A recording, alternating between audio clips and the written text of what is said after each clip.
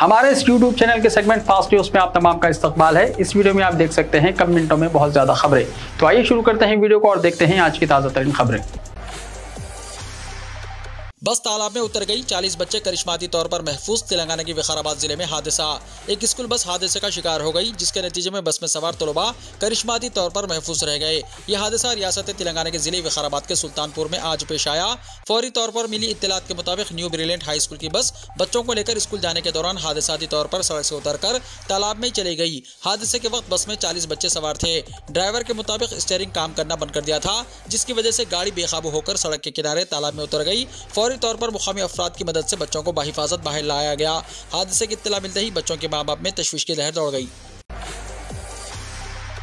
Party की साख बहाल करने और कायदीन की नाराजगियों को दूर करने केटीआर ने कमान संभाल ली। बीआरएस वर्किंग सदर और रियासती वजीर केटीआर ने उम्मीदवारों के ऐलान के बाद पार्टी में कायदीन की नाराजगी और अख्तिलाफात को खत्म करने के लिए मैदान संभाल लिया है। चीफ मिनिस्टर केसीआर की जानिब से 115 उम्मीदवारों का ऐलान करने के बाद केटीआर बैरूनी ममालिक के दौरे पर रवाना हो गए थे। इस दौरान पार्टी में कायदीन की नाराजगियां अचानक उरूज पर पहुंच गई थी। पार्टी कायदीन सड़कों पर उतरकर एहतजाज कर रहे थे। चंद कायदीन पार्टी से मुस्तफी हो गए और चंद पार्टी क़यादत को ब्लैकमेल कर रहे थे, जिसके बाद बीआरएस में इख्तिलाफात रियासत में मौजूद बहस बन गए थे। बैरूनी ममालिक से केटीआर चंद कायदीन से टेलीफोन पर बात करके इन्हें समझाने की कोशिश की और चंद को उजरत पसंदी में फैसला करने के बजाय उनकी वापसी तक इंतजार करने का मशवरा दिया था। हैदराबाद पहुंचने के बाद तरक्याती कामों के साथ पार्टी की बिगड़ती सूरत हाल पर खुसूसी तवज्जो दी। एक तरफ पार्टी कायदीन को मना रहे हैं तो दूसरी तरफ दीगर जमातों के कायदीन को बीआरएस में शामिल करके सब कुछ ठीक होने का पैगाम देने की कोशिश कर रहे हैं। तेलंगाना के निजामाबाद जिले में एक और नया मंडल नोटिफिकेशन हुआ जारी। तेलंगाना हुकूमत ने रियासत में एक और नया मंडल कायम करने का फैसला किया है। निजामाबाद जिले के रामुडुगु गांव को मंडल में तब्दील करने की तजवीज़ है। रियासती हुकूमत ने धरपल्ली और डिचपल्ली मंडलों के साथ गांव को मिलाकर रामुडुगु मंडल बनाने की तजवीज़ तैयार की है। इस सिलसिले में नोटिफिकेशन जुमे को जारी किया गया। इस पर एतराज़ात पेश करने के लिए 15 दिन का वक्त दिया गया है। ग्रुप 1 प्रीलिम्स एग्जाम मनसूख करने तेलंगाना हाईकोर्ट की हिदायत। तेलंगाना पब्लिक सर्विस कमीशन यानी TSPSC के जरिए मुनक्किदा ग्रुप 1 के प्रीलिम्स एग्जाम को मनसूख कर दिया गया है। हाईकोर्ट ने ग्रुप 1 के प्रीलिम्स एग्जाम को मनसूख करके दोबारा मुनक्किद करने की हिदायत दी। वाज़ेह है कि 11 जून को रियासत भर में मुनक्किद होने वाले इस एग्जाम में 2,32,000 से ज्यादा उम्मीदवारों ने शिरकत की थी। ग्रुप 1 की 503 जायदादों को पुर करने के लिए इम्तिहान लिया गया। ताहम बहुत से उम्मीदवारों ने हाईकोर्ट में दरख्वास्त दायर की थी कि वो ग्रुप 1 के प्रीलिम्स एग्जाम को मनसूख करके दोबारा मुनक्किद करें, क्योंकि एग्जाम में बायोमेट्रिक तफसीलात नहीं ली गई। उम्मीदवारों ने अदालत के नोटिस में लाया कि हॉल टिकट नंबर के बगैर OMR शीट दी गई। हाईकोर्ट ने इन दरख्वास्तों पर समाअत की और आज ताज़ा तरीन फैसला जारी किया, जिसके मुताबिक दोबारा एग्जाम मुनक्किद करने का हुक्म दिया गया। पेपर लीक होने की वजह से ग्रुप 1 का एग्जाम इससे पहले एक बार मनसूख कर दिया गया था। ग्रुप 1 एग्जाम की मनसूखी, चीफ मिनिस्टर चंद्रशेखर राव से इस्तीफा पेश करने मोहम्मद अली शब्बीर का मुतालबा। कांग्रेस के सीनियर लीडर और TPCC PSC convener Mohammed Ali Shabbir ने हाईकोर्ट की जानिब से ग्रुप 1 के एग्जाम को मनसूख करने पर बीआरएस हुकूमत की सख्त मजम्मत की है। शब्बीर अली ने हफ्ते के रोज एक मीडिया बयान में हाईकोर्ट के फैसले का खैर मकदम किया और फौरी कार्रवाई करने का मुतालबा किया। उन्होंने Telangana state public service commission यानी TSPSC के तमाम अरकान को बरतरफ करने और बेकायदगियों के जिम्मेदार तमाम ओहदेदारों को मुअत्तल करने का मुतालबा किया। उन्होंने कहा कि चीफ मिनिस्टर के चंद्रशेखर राव को अखलाकी जिम्मेदारी कबूल करनी चाहिए और अपने ओहदे से इस्तीफा देना चाहिए, क्योंकि ये दूसरी मरतबा ग्रुप 1 के एग्जाम्स मनसूख किए गए हैं। कांग्रेस लीडर ने मुलाजिमत के मुतलाशियों के लिए गहरी तशवीश का इजहार किया, जिन्हें अब बेहद मायूसी का सामना है, और हुकूमत पर बेरोजगारों की जिंदगियों से खेलने का इल्जाम लगाया। उन्होंने हाईकोर्ट के फैसले की भरपूर हिमायत की और उन वालिदैन की लगन को उजागर किया जिन्होंने ग्रुप 1 के एग्जाम्स के लिए अपने बच्चों की कोचिंग में अपनी कोशिशें और वसाइल खर्च किए हैं। उन्होंने केसीआर हुकूमत पर उनकी मेहनत का इस्तेहसाल करने और उनके बच्चों के मुस्तकबिल को खतरे में डालने पर तनकीद की। शब्बीर अली ने तमाम दरख्वास्त गुजारों के लिए फौरी तौर पर 2 लाख रुपए के मुआवजे का मुतालबा किया और जोर दिया कि हाईकोर्ट के नताइज हुकूमत की मुजरिमाना गफलत को जाहिर करते हैं। मेदक के राशन शॉप्स पर प्लास्टिक के चावल की सरबराही, अवाम में तशवीश। मेदक में फेयर प्राइस शॉप्स की दुकान में प्लास्टिक के चावल की सरबराही से गरीब अवाम में तशवीश की लहर है। तफसीलात के मुताबिक मेदक टाउन के मुख्तलिफ राशन शॉप्स डीलरों की जानिब से हुकूमत तेलंगाना की जानिब से सफ़ेद राशन कार्ड पर 1 रुपये किलो चावल की सरबराही अमल में लाई जा रही है, लेकिन बड़े ही अफसोस की बात है कि यह गैर मियारी है और मेदक में तो प्लास्टिक के चावल सरबराह किए जा रहे हैं, जो गरीब अवाम की सेहत पर रास्त असर पड़ रहा है और गरीब अवाम का कोई पुरसान हाल नहीं। डबल बेडरूम मकानात की तकसीम, NVSS प्रभाकर की हुकूमत पर तनकीद। तेलंगाना हुकूमत काफ़ी बावखार अंदाज में तामीर करदा डबल बेडरूम मकानात इस्तेफादा कुनंदगान को फराहम कर रही है। इसने रियासत भर में पहले ही मकानात तकसीम किए हैं। हैदराबाद में हाल ही में 24 हल्कों में 2 मरहलों में 111 मुकामात पर डबल बेडरूम मकानात तकसीम किए गए। वजीर तारक रामाराव ने कहा था कि मजीद 70,000 डबल बेडरूम मकानात जल्द फराहम किए जाएंगे। बीजेपी के कायदीन इस मसले पर चीफ मिनिस्टर चंद्रशेखर राव और वजीर IT तारक रामाराव को तनकीद का निशाना बना रहे हैं। बीजेपी के साबिक़ा रुकन असेंबली NVSS प्रभाकर ने इल्जाम लगाया कि डबल बेडरूम मकानात की तकसीम चीफ मिनिस्टर चंद्रशेखर राव के कैंप ऑफिस प्रगति भवन की हिदायत पर हो रही है। उन्होंने इल्जाम लगाया कि इस्तेफादा कुनंदगान की फहरिस्त किसी भी सरकारी दफ्तर में दस्तयाब नहीं है। उन्होंने इल्जाम लगाया कि 3 लाख रुपए देने वालों को ही डबल बेडरूम मकानात दिए जा रहे हैं। इन इल्जामात की बरसर खिदमत जज के जरिए तहकीकात करवाई जानी चाहिए। उन्होंने वाज़ेह किया कि वो मुकम्मल शवाहिद के साथ जल्द गवर्नर से मुलाकात करेंगे। हैदराबाद में 4 मंजिला 2 इमारतों को सिर्फ 10 सेकंड में मुनहदम कर दिया गया। हैदराबाद के माधापुर के राहिजा माइंड स्पेस में 2 बड़ी इमारतों को मुनहदम कर दिया गया, जिसकी वजह से इलाका गर्दालूद हो गया। राहिजा माइंड स्पेस के ब्लॉक 7 और 8 में 2 मुख्तलिफ 4 मंजिला इमारतें हैं। इन इमारतों की जगह नई इमारतें बनाने के लिए दोनों इमारतों को मुनहदम कर दिया गया। दोनों इमारतों को जदीद टेक्नोलॉजी का इस्तेमाल करते हुए सेकंडों में गिरा दिया गया। करीबी बड़ी कसीरुल मंजिला इमारतें हैं। इन इमारतों को बगैर किसी नुकसान के मुनहदम कर दिया गया। असेंबली इलेक्शन के इनेकाद से मुताल्लिक चीफ इलेक्टोरल ऑफिसर तेलंगाना का अहम बयान। तेलंगाना के चीफ इलेक्टोरल ऑफिसर विकास राज ने कहा कि तेलंगाना असेंबली इलेक्शन शेड्यूल के मुताबिक होंगे। उन्होंने हफ्ते को BR के भवन में मीडिया सेंटर का इफ्तिताह किया। इस मौके पर उन्होंने मीडिया से बातचीत की। उन्होंने कहा कि इलेक्शन में 2-3 महीने रह गए हैं। उन्होंने कहा कि रियासत में 15 लाख नए वोटर शामिल हुए हैं। उन्होंने कहा कि नौजवानों और खवातीन वोटर्स की रजिस्ट्रेशन पर तवज्जो दी गई। 6,99,000 नौजवान वोटरों का इंदराज किया गया। खवातीन के वोटों की तादाद बढ़ाने की कोशिशों का इंकशाफ हुआ है। उन्होंने कहा कि इलेक्शन कमीशन की हिदायत के मुताबिक शफाफ और पुरअमन तरीके से इलेक्शन कराए जाएंगे। उन्होंने कहा कि मरकजी इलेक्शन कमीशन 3, 4 और 5 अक्टूबर को रियासत का दौरा करेगा।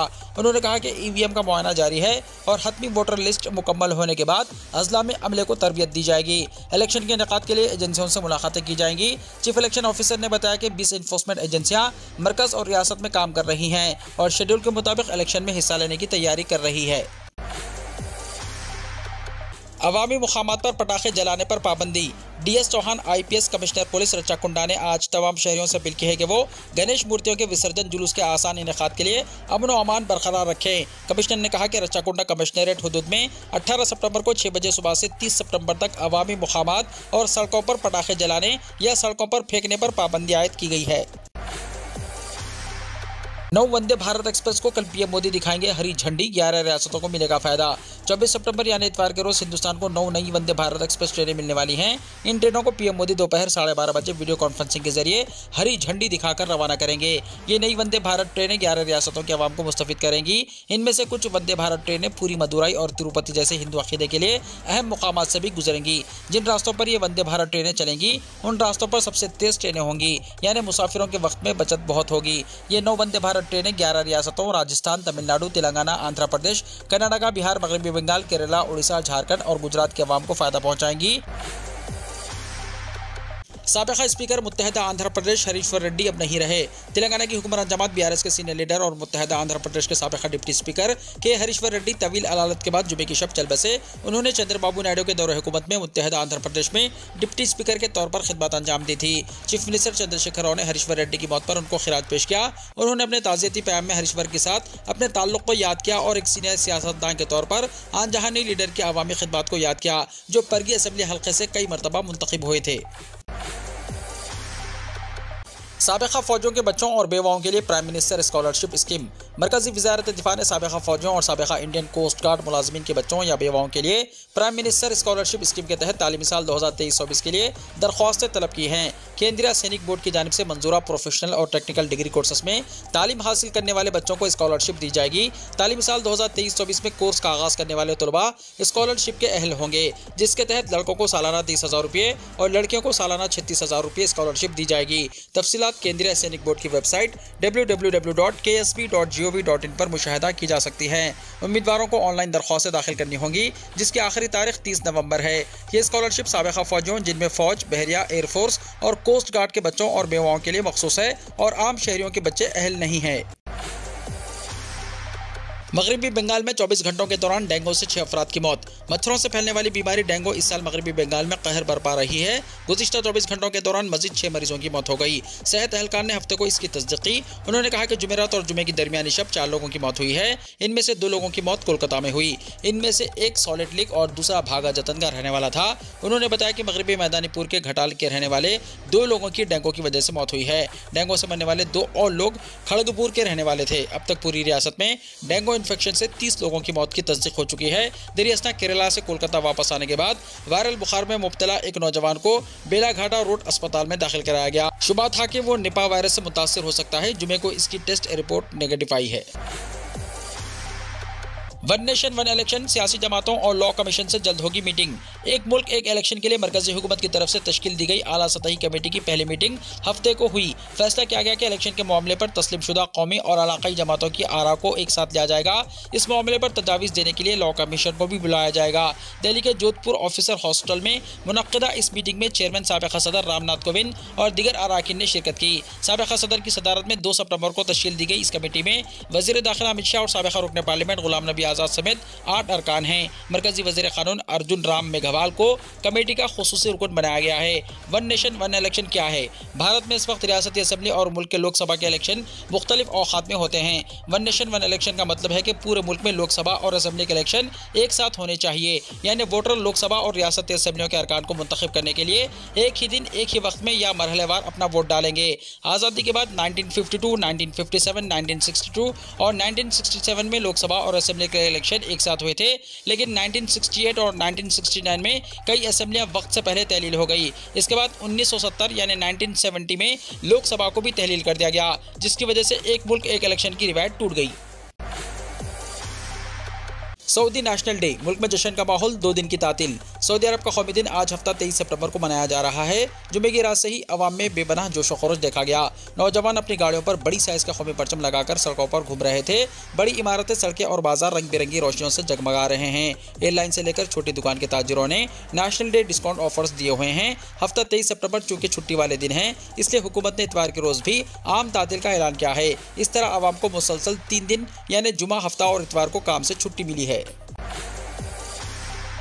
चूहों ने कतर कर 6 महीने के बच्चे की जान ले ली। अमेरिका में अजीबोगरीब वाक़या। अमेरिका में पेश आए एक अजीबोगरीब वाक़े में झूले में सो रहे 6 महीने के बच्चे की चूहों ने कतर कर जान ले ली। ये वाक़या इंडियाना में 13 अगस्त को पेश आया। मुतल्लिक़ा पुलिस ने इस सिलसिले में केस दर्ज करके माँ बाप को हिरासत में ले लिया। न्यूयॉर्क पोस्ट में शाया रिपोर्ट के मुताबिक इंडियाना से ताल्लुक़ रखने वाले ड्यूड और एंजिल को 6 महीने का बेटा है। उन्होंने अपनी बेटी को झूले में सुलाया था। इसी दौरान चूहे वहाँ पहुँचे और उन्होंने बच्चे को कतर दिया। करीब 50 मरतबा बच्चे को चूहों ने काट लिया, जिसके नतीजे में इसका चेहरा, हाथ और पाँव जख्मी हो गए। खून में लथपथ शीरख्वार को देखकर वालिदैन इसे हॉस्पिटल ले गए। तब तक वो दम तोड़ चुका था। इत्तला मिलते ही इंडियाना पुलिस मुकामी वाक़े पर पहुंच गई। मालूम हुआ है कि इस जोड़े को पहले से ही 4 बच्चे हैं। बच्चों पर चूहों का हमला ये पहली बार नहीं है। इससे पहले भी इनके 2 बच्चों को चूहों ने कतर दिया था। पुलिस ने इस मामले में बच्चे के माँ बाप समेत घर में मौजूद एक और खातून के खिलाफ मुकदमा दर्ज करके इन्हें हिरासत में ले लिया है।